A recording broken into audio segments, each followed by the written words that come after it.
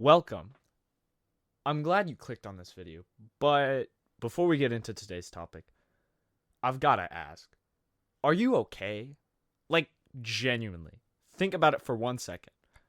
Out of all the things you could possibly be doing right now, like, for example, homework, self improvement, doing the dishes, maybe even working up the courage to ask that special someone out, you decided to watch a video about napkins. You do realize how absurd that sounds to other people, right?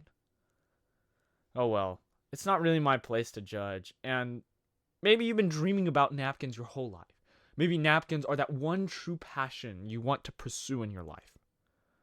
Or more likely, you're just bored, you've ordered your brain to the point of where napkins seem like highly premium entertainment.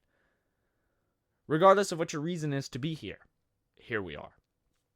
So let's embark on this epic journey together, dear viewer, and let's uncover the mysteries, the nuance, the depth and art of the napkin, and why it exists, why it's important, and why it's way more poggers than you could have ever possibly realized. Okay, but before we dive into the history of the napkin, you first need to be trained, prepared to truly understand the greatness and why the napkin matters. So, let's conduct a little thought experiment. Close your eyes. No, seriously. Actually, just close them. Except if you're driving. Please, God, keep them open. I do not want this, my first video, to cause a fatal accident. Somebody die and I lose millions of dollars and I go to jail forever and ever and ever and ever and ever and ever and ever and ever. Okay, I'm back. Anyways, where was I? Oh, yes. Picture a white and vast liminal space. There's absolutely nothing. No shadows, no darkness, just you. Oh yeah, and you're naked, by the way. No shirt, no pants, no socks, no underwear, like nada, nothing. Zilch. Now, you probably are thinking right now, why am I naked? This is weird. And this guy is probably a pervert. And 2 out of 3 of those things are true. But come on, trust me. It's not like that. This is all in the name of science. And science has justified everything. Don't look into that. Okay, suddenly in front of you appears a sandwich. A perfect sandwich. Thick slices of turkey, soft fresh bread, and just the right amount of mustard dripping from the sides. And undisputably, mustard is the best condiment. Don't argue, it just is. Anyways, you take a bite. The turkey is juicy. The flavors blend perfectly. The mustard enhances it all. Life is good. But then disaster strikes. A drop of mustard from the sandwich lands on your face. No biggie, right? You'll just wipe it off. Wait, no shirt, no pants, no sleeves, nothing to wipe it except your hand. You use your hand, but now the mustard's on your hand. You wipe it on your arm. Now your arm is covered in mustard. And before you know it, you are standing there alone in vast nothingness, entirely covered in dried mustard. If only you had a napkin. And that, dear viewer, is why the napkin is essential to all of humanity. Okay, so now that we've established the importance of the napkin, let's take a trip back in time. Oh god, we need a time machine. Okay, let's see. British blue blocks, too cramped, weird looking love seat, probably has some weird stain on it. Aha! A Tesla Cybertruck knockoff. I think it's called a DeLorean, whatever. It's good enough for us. If it works for 80s movie guys, it'll work for us perfectly. So, bang. Okay, so we're in ancient Greece. As we can see here, a family is having a meal right now, and as you can probably quite clearly tell, there is no napkin. Well, instead of a napkin, the Greeks like to use bread. They would take all that disgustingness from their face, the snot, and then all their mustard-covered hands and put it in that bread, and then throw it to the dogs. And I mean, it's cleaner than nothing, but it's still fairly disgusting, and you thought moldy bread was bad. Greek hand bread. Ew. Anyways, okay, so we traveled forward a little bit, my bad, The ancient Romans, the guys that absorbed large parts of Europe, and also their whole religion is just bootleg Greek myth. So, as we can see here, the Romans, they actually have napkins, but napkins are a status symbol to them. They are actually made of cloth, and let's say you're going to pull up to your Roman friend's party. He invited you. He's like, and you walk in and you're like, hey man, brother, I hate to steal the show from you, but like, I've got a freaking napkin. What do you have? 1,000,000 gold coins? Nah. Napkin.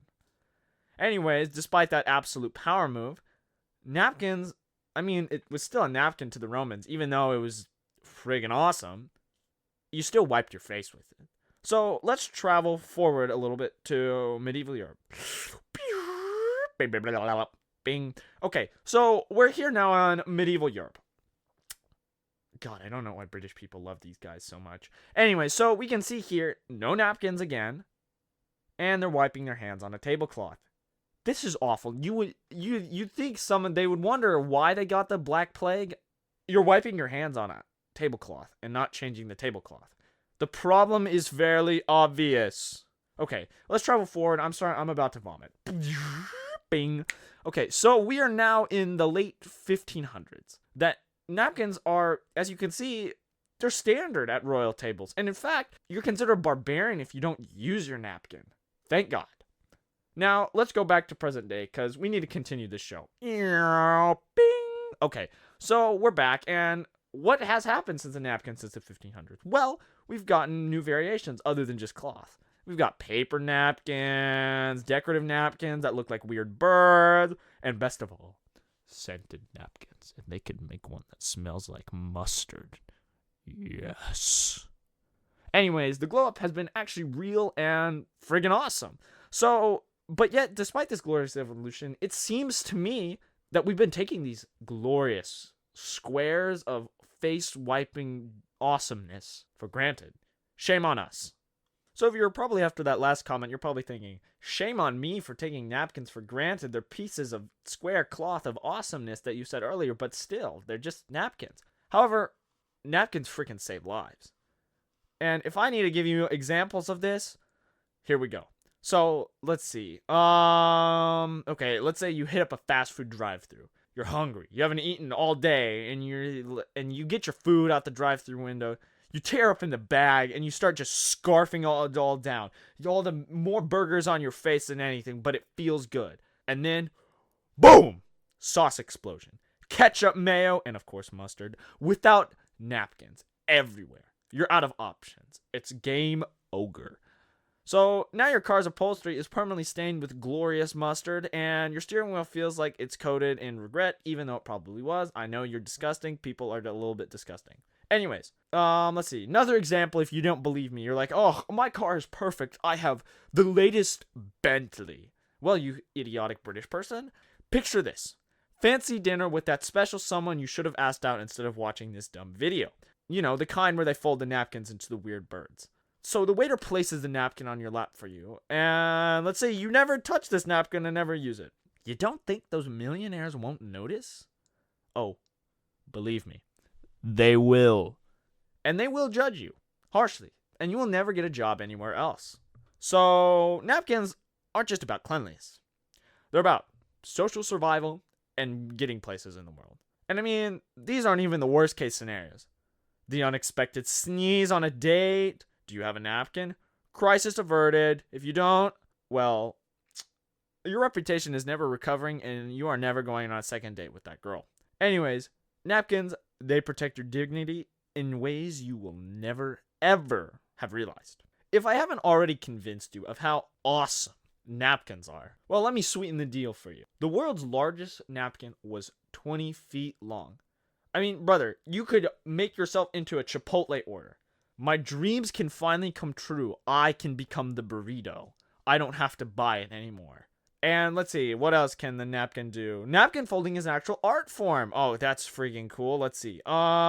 Some people spend years mastering napkin origami, which is honestly impressive. Okay, yeah. I just read my script. Yeah, they can fold it. I mean, isn't napkin origami just normal origami? Okay, that doesn't matter. Some airlines print hidden messages on napkins. So next time you get on, instead of tossing aside, actually read it. Who knows? It could be a joke, trivia, or secret government conspiracy. The possibilities are endless. Oh my god. Wait, what do they say on the napkins then? Okay, pause the script for a moment. Just like off script, let's just make a video moment.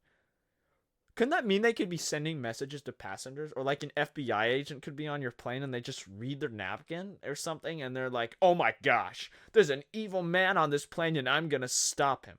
This really scares me now of airplane napkins. Anyways, back to the script. Finally, the most valuable napkin ever sold is the one Lionel Messi signed the first professional football contract on. He signed a contract on a napkin. What is the world we live in? Napkins are cool, but God, a contract? The piece of paper is designed to wipe your face with, not to sign your life away and make millions of dollars as one of the most famous football players. Oh God. Okay, I'm getting heated. Let's move on to the finale. To it. Okay, so. Okay, so epic trumpet music over. You're here. You made it. You've understood. You've been enlightened.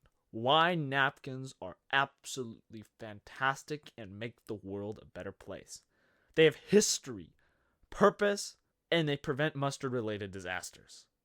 So, next time you're sitting at Applebee's for a meal, grab that napkin, wipe your hands, wipe your face, and take a moment to appreciate it, honor it. Maybe take it intimately on a date and whisper in its ears, thank you for everything.